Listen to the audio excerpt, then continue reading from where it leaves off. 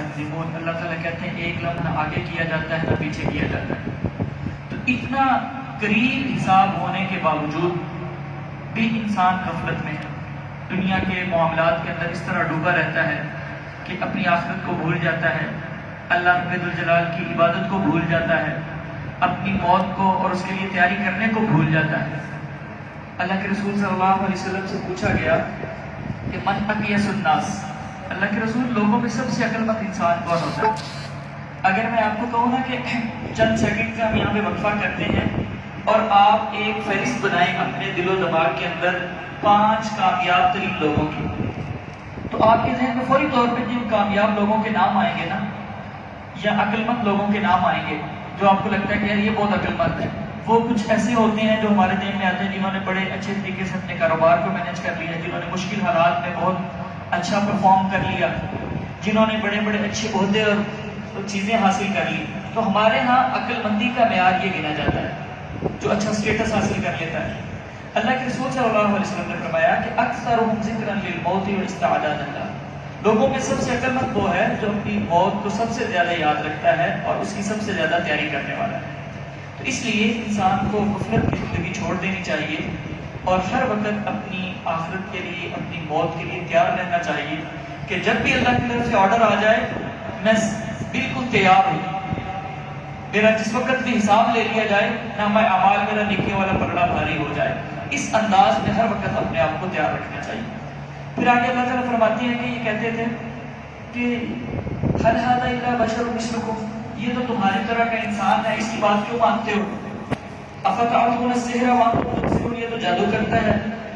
پھر کہتے تھے فلیاتنا بآیۃ، یہ کوئی نشانی کیوں نہیں لے کے آتا ہمارے پاس جس طرح کہ پہلے نبیوں کے پاس کچھ معجزات آئے. تو اللہ تعالیٰ فرماتے ہیں کہ ما آمنت قبلہم من قریۃ اہلکھا، پہلی قوموں کے پاس جب معجزات آئے تو انہوں نے بھی تو تسلیم نہیں کیا نا. جو ہٹ درم لوگ ہوتے ہیں وہ تو معجزات دیکھ کے بھی تسلیم نہیں کرتے. اور آگے فرما دیا کہ وما ارسلنا قبلک الا رجالا نوحی الیہم، دوسری بات جو ان کو یہ لگا ہوا ہے مسئلہ، جس چیز میں یہ پریشان ہے کہ یہ تو ہماری طرح کا انسان ہے تو اس کو نبی کیوں بنایا گیا ہے. تو ان کو بتائیں کہ اللہ نے جتنے بھی نبی بھیجے ہیں وہ انسانوں میں سے بھیجے ہیں. فاسألوا اہل الذکر، اگر تمہیں نہیں پتا تو تم اہل کتاب سے پوچھ لو، یہودی عیسائیوں سے پوچھ لو جن میں بڑی کثرت کے ساتھ نبی آئے ہیں، ان سے پوچھ لو، آپ کو بتا دیں گے کہ نبی جتنے بھی آئے ہیں وہ بشر میں سے آئے ہیں، اس لیے آپ کو اس مسئلے پہ پریشان ہونے کی ضرورت نہیں ہے. تو اس بات کا یہاں پہ اللہ تعالیٰ نے تذکرہ کیا. اگلے صفحے پہ اللہ تعالیٰ فرماتے لو کان فیہا آلہۃ الا اللہ لفسدتھا، اس کائنات میں اگر اللہ کے علاوہ بھی کوئی معبود ہوتا نا تو اس کائنات میں فساد برپا ہو جاتا. اگر کسی ایک چھوٹے سے دفتر کے اندر 2 لوگوں کو ایکول رائٹس دے دیے جائے نا، ایک طرح کا اختیار دے دیا جائے، تو ایک کا مزاج کچھ ہوگا، دوسرے کا کچھ ہوگا، ایک کہے گا یہ کام کرنا ہے، دوسرا کہے گا نہیں کرنا. چھوٹے چھوٹے اداروں میں 2 لوگ جو ہے نا وہ ان کی وجہ سے مسئلہ پیدا ہو جاتا ہے. تو اس کائنات کا نظام سموتھلی کیسے چل سکتا ہے اگر 2 معبود ہوں؟ ایک کہے گا میں نے اس کو معاف کرنا، دوسرا کہے گا نہیں اس کو سزا دینی ہے. ایک کہے گا یہ چیز پیدا کرنی ہے، دوسرا کہے گا نہیں پیدا کرنی. تو اللہ تعالیٰ دلیل دے رہے ہیں اپنی توحید کی کہ اس کائنات کا نظام بڑا سموتھلی چل رہا ہے. یہ اس بات کی دلیل ہے کہ اس کے اندر کوئی اور معبود اور خدا نہیں ہے. اس کے بعد اللہ تعالیٰ یہ بات ارشاد فرماتے ہیں کہ وَلَمْ يَرَ الَّذِينَ كَفَرُوا أَنَّ السَّمَاوَاتِ وَالْأَرْضَ كَانَتَا رَتْقًا، کیا انہوں نے نہیں دیکھا کہ زمین و آسمان بندے ہوئے تھے، بند تھے، فَفَتَقْنَاهُمَا، اللہ نے ان کو جدا جدا کر دیا. اس کے 2 مفہوم مفسرین نے بیان کیے ہیں. ایک تو حضرت عبداللہ بن عباس رضی اللہ تعالیٰ عنہ کی روایت ہے کہ زمین اور آسمان ملے ہوئے تھے، پھر اللہ تعالیٰ نے ان کو جدا جدا کر دیا. فَفَتَقْنَاهُمَا، اس کی ایک تفسیر یہ بھی بیان کی گئی ہے کہ جب زمین خشک ہوتی ہے، آسمان بند ہوتا ہے، اوپر سے بارش نہیں برستی ہو رہتی، پھر اللہ تعالیٰ اس کو کھول دیتے ہیں اور بارش جو ہے وہ برسنا شروع ہو جاتی ہے. تو وَهُوَ الَّذِي خَلَقَ اللَّيْلَ وَالنَّهَارَ، اس نے دن اور رات کو پیدا کیا، سورج اور چاند کو پیدا کیا. كُلٌّ فِي فَلَكٍ يَسْبَحُونَ، سارے ایک مدار کے اندر جو ہے وہ گردش کر رہے ہیں. یہ بھی قرآن پاک کا اعجاز ہے. قرآن پاک نے اشارتاً بہت سارے سائنسی حقائق کی طرف اشارہ کیا ہے کہ جب قرآن پاک نازل ہو رہا تھا نا، اور اس کے بہت صدیوں بعد تک دنیا میں 2 طرح کے نظریات رہے ہیں سائنسدانوں میں نا، وہ بڑی دفعہ تبدیل ہوئے ہیں. کبھی انہوں نے کہا کہ زمین جو ہے وہ ساکن ہے، باقی سارے جو سیارے ہیں، سورج چاند اس کے ارد گرد گھومتے ہیں. دوسرا نظریہ یہ بھی رہا کہ سورج جو ہے وہ اپنی جگہ پہ ساکن ہے، کھڑا ہوا ہے، زمین اور چاند اور سارے اس کے ارد گرد گھوم رہے ہیں. جبکہ قرآن یہاں پہ کہہ رہا ہے کہ سورج اور چاند کل فی فلک یسبحون، سارے ہی گردش کر رہے ہیں. اور آج جو موجودہ سائنسی تحقیقات ہیں وہ بھی یہ کہتی ہیں کہ اگرچہ زمین اور چاند اور دیگر سیارے سورج کے ارد گرد گھوم رہے ہیں، لیکن سورج اپنے پورے نظام شمسی کو لے کے یہ بھی گلیکسی کے اندر کسی ایک خاص سمت کی طرف رواں دواں ہے، جس کا اللہ تعالیٰ نے یہاں پہ اشارہ فرمایا. پھر فرمایا کل نفس ذائقۃ الموت، ہر جان نے موت کا ذائقہ چکھنا ہے، اس لیے جو ہے کوئی بھی بندہ اپنی موت سے کوتاہی اختیار نہ کرے. اس سورت کا نام سورۃ الانبیاء اس لیے ہے کہ اس میں آگے اللہ تعالیٰ نے حضرت ابراہیم، حضرت موسیٰ، حضرت اسماعیل، حضرت یونس، حضرت نوح، حضرت زکریا، حضرت عیسیٰ علیہ السلام، ان تمام نبیوں کے قصے جو ہیں وہ مختصر طور پہ اس سورت کے اندر اللہ رب الجلال نے بیان فرما دیے ہیں. اس لیے اس کا نام جو ہے سورہ انبیاء رکھا گیا ہے. اتنی کثرت کے ساتھ تفصیلی تذکرہ ہے. آخر پہ اللہ تعالیٰ جو ہے پھر قیامت کا تذکرہ کرتے ہیں. ایک تو جہنمیوں کے عذاب کا، اور قیامت کا اللہ تعالیٰ تذکرہ کرتے ہیں کہ یوم نطوی السماء کطی السجل للکتب، ہم آسمان کو لپیٹ دیں گے جس طرح کتاب کے کاغذ کو لپیٹا جاتا ہے. جس طرح ہمارے پاس کوئی ایسی چیز ہو نا اس کو رول کر کے ایسے لپیٹ دیتے ہیں، تو اللہ تعالیٰ کہتے ہیں آسمان کو ہم اس طرح لپیٹ دیں گے. ایک حدیث میں آتا ہے کہ اللہ تعالیٰ زمین و آسمان کو اپنے ہاتھ پہ لے لیں گے، لپیٹ کے کہیں گے کہ اب بتاؤ کہ میرے علاوہ کس کی بادشاہت ہے. تو یہ کائنات کا سارا نظام اللہ تعالیٰ جو ہے وہ ایک دفعہ درہم برہم کرنے کے بعد پھر اللہ تعالیٰ فرماتے ہیں یوم تبدل الارض غیر الارض والسماوات، زمین بدل کے ایک نئی زمین بنا دی جائے گی، آسمان تبدیل کر کے ایک نیا آسمان بنا دیا جائے گا. تو یہ اللہ تعالیٰ اپنی قدرت کا اور قیامت کی ہولناکیوں کا تذکرہ کرتے ہیں. اور اگلی سورت کی ابتدا میں بھی اللہ تعالیٰ نے قیامت کا تذکرہ کیا کہ یا ایھا الناس، اے لوگو اتقوا ربکم، اپنے رب سے ڈر جاؤ.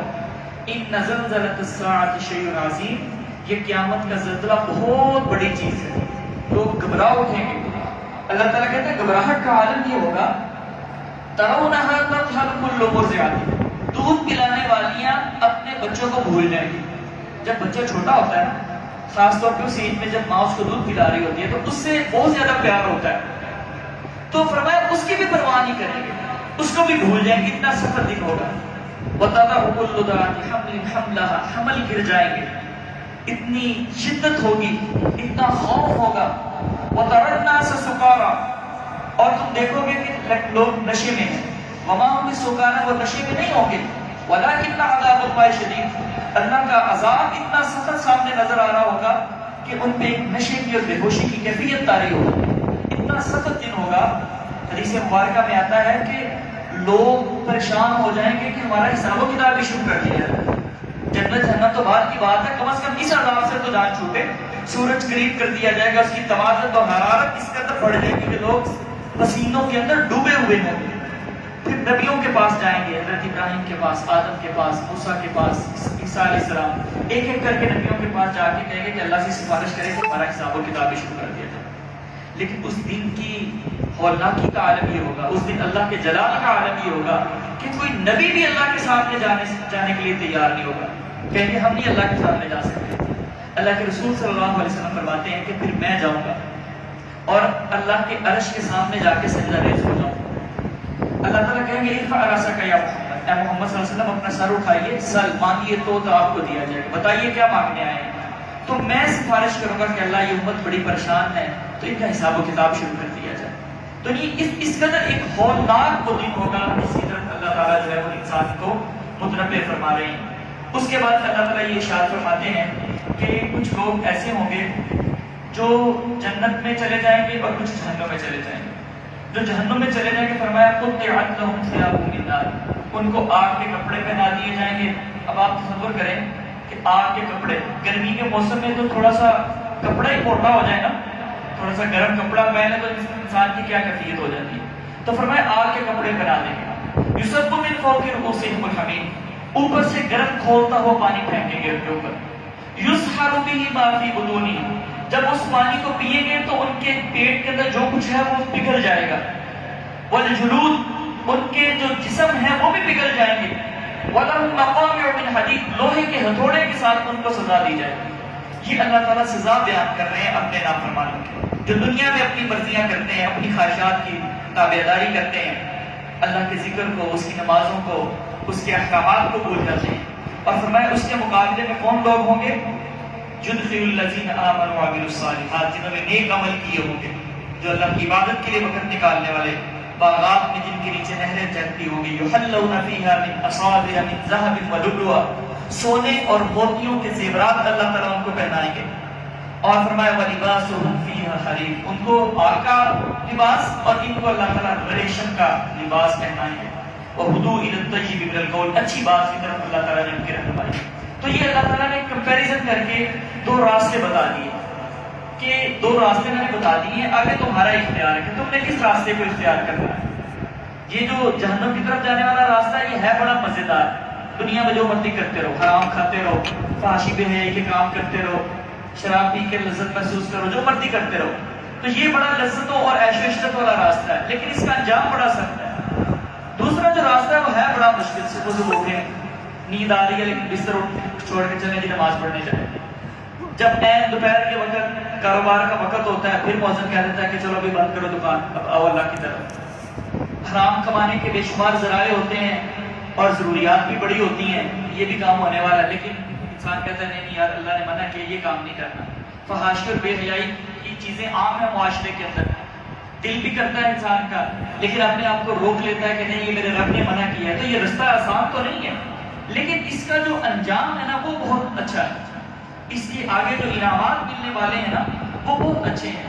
اس کے بعد پھر اللہ تعالیٰ اس سورت کے آخر پہ یہ ارشاد فرماتے ہیں، ایک مثال دے کے سمجھاتے ہیں کہ وہ لوگ جن کی تم عبادت کرتے ہو نا، ان الذین تدعون من دون اللہ، جن کو تم اللہ کے علاوہ پکارتے ہو، وہ لن یخلقوا ذبابا، ایک مکھی بھی پیدا نہیں کر سکتے. سارے بھی مل جائیں نا اللہ کے علاوہ، جتنے بھی معبود بنائے جاتے ہیں وہ ایک مکھی بھی نہیں بنا سکتے. کہا کہ مکھی بنانا تو بڑی دور کی بات ہے. وَإِن يَسْلُبْهُمُ الذُّبَابُ شَيْئًا لَا يَسْتَنْقِذُوهُ مِنْهُ، اگر مکھی ان کے کھانے میں سے کوئی چیز لے کے چلی جائے نا تو یہ سارے مل کے اس سے چھڑا بھی نہیں سکتے. ضعف الطالب والمطلوب، جو مانگتا ہے ان غیروں سے وہ بھی بڑا کمزور ہے، اور جس سے مانگا جا رہا ہے وہ بھی بڑا کمزور ہے. اس بیچاروں کو تو اپنا نہیں پتا کہ ہمارا کیا حال ہو رہا ہے، ہمارے ساتھ کس طرح کا معاملہ کیا جائے گا. تو یہ اللہ تعالیٰ دوبارہ اس جگہ پہ جو ہے وہ توحید کا تذکرہ کرتے ہیں، اور آخر پہ پھر فرماتے ہیں فَأَقِيمُوا الصَّلَاةَ وَآتُوا الزَّكَاةَ، لوگوں نماز قائم کرو، زکوٰۃ دو. ان دو پاروں کے اندر اگر آپ گنے تو تقریباً 10-15 دفعہ نماز کا اور زکوٰۃ کا اکٹھا تذکرہ آ گیا. وَاعْتَصِمُوا بِاللَّهِ، اللہ کی رسی کو مضبوطی سے تھام لو. هُوَ مَوْلَاكُمْ، وہ تمہارا مولا ہے، وہ تمہارا مالک ہے. فَنِعْمَ الْمَوْلَىٰ، بڑا اچھا مالک ہے، ان میں تمہارے گناہ بھی معاف کر دیتا ہے. 60-70 سال بھی اللہ کی نافرمانی میں گزار کے آ جاؤ نا، پھر بھی کہتا ہے چلو توبہ کر لو میں معاف کر دوں، بلکہ معاف کیا کروں گا تمہارے گناہوں کو نیکیوں میں بدل دوں گا. ونعم النصیر، بڑا اچھا مددگار ہے، تم اس کے راستے پہ چل کے دیکھو وہ تمہارے لیے بڑی مدد کے دروازے کھول دے گا. اللہ تعالیٰ سے دعا ہے کہ اللہ تعالیٰ ہمیں عمل کی توفیق نصیب فرمائے.